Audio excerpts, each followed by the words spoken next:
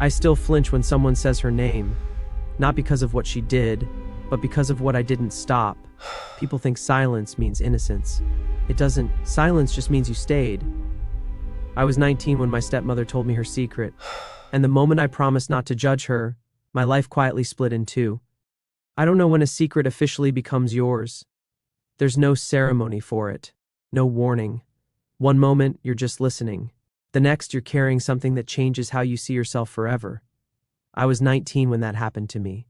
Sometimes I tell myself this story isn't about her, it's about choice. But then I remember how young 19 actually feels when you're inside it. How unfinished you are, how desperate you are to feel important to someone. My real mom died when I was 12. I don't like saying that out loud, so I usually say it quickly like it doesn't matter, but it mattered. 2 years later, my dad remarried. Her name was Miriam. She wasn't the evil stepmother people joke about. She didn't yell, she didn't compete, she didn't replace. She just showed up. She remembered things. She asked questions. She noticed when I stayed quiet too long. At the time, I thought that meant she cared. Now I wonder if she was just trying not to drown. When I turned 19, my dad started working nights, long ones. Sometimes he wouldn't come home until morning. That's when the house started feeling different. Not scary, just heavier, like the walls were listening. Miriam started checking on me more, not hovering, just appearing. "Did you eat? You okay? You've been quiet lately."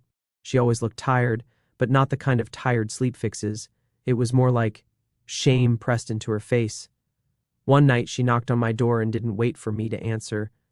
She sat on the edge of my bed and said, "I need to tell you something, but you have to promise me something first." I asked what. She said, "Don't judge me." I wish I had asked why. I didn't. I said, "Okay." She told me she had a condition.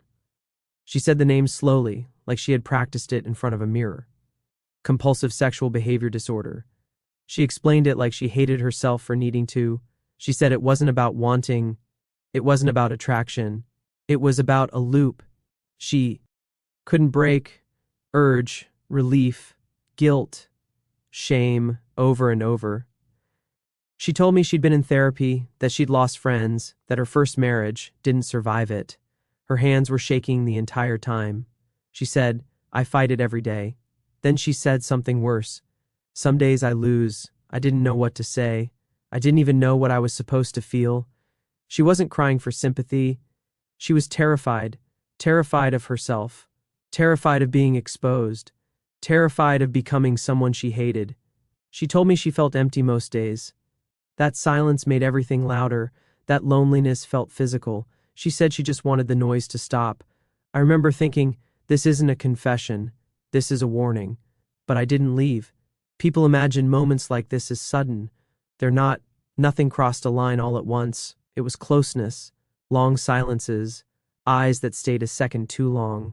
Then one night she broke down. She told me she was scared of herself, that she didn't trust her own mind, that she hated how weak she felt. She asked me not to leave her alone that night, and I stayed. I'm not going to describe what happened, but it was quick. Didn't describe it bit because I'm protecting her, but because that's not what haunts me. What haunts me is realizing how easily need can be mistaken for choice. I didn't feel disgusted. I didn't feel forced. I felt important. And admitting that makes me feel sick. Afterward, she explained again, like an apology wrapped in psychology. She talked about dopamine, about stress triggers, about how shame feeds the cycle. She said, "I don't want to be like this." I believed her. She begged me not to tell my dad. Said it would destroy him, destroy the family. She said she was sick, not evil, so I kept quiet. And just like that, I became part of it.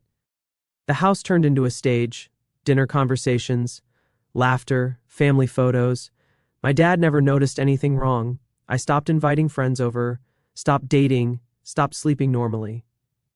Every time she looked at me in public, my chest tightened. Every time my dad hugged her, I felt like I was disappearing. The secret didn't scream, it whispered, and I listened. Sometimes I argue with myself about it. One voice says, "You were old enough to leave." The other says, "She was sick, she needed help." One says, "You stayed." The other says, "You didn't know how to go." I still don't know which one is right. The moment I really saw myself was months later. I was trying to be close to someone my own age, and I couldn't. I felt numb, disconnected. That's when it hit me. The secret didn't just belong to her anymore. It had changed me. It didn't end with a fight, or a confession, or justice.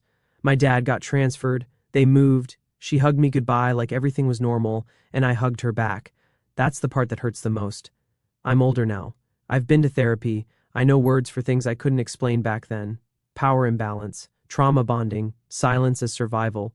But knowing the words doesn't erase the memory. I still wonder if she ever got help, if the cycle swallowed her again, if she tells herself she was sick, not wrong, and I still ask myself the question I've never answered. If someone hands you their darkest secret and you don't drop it, does it become yours? Please hit the like and subscribe button, for there are more secrets to be shared.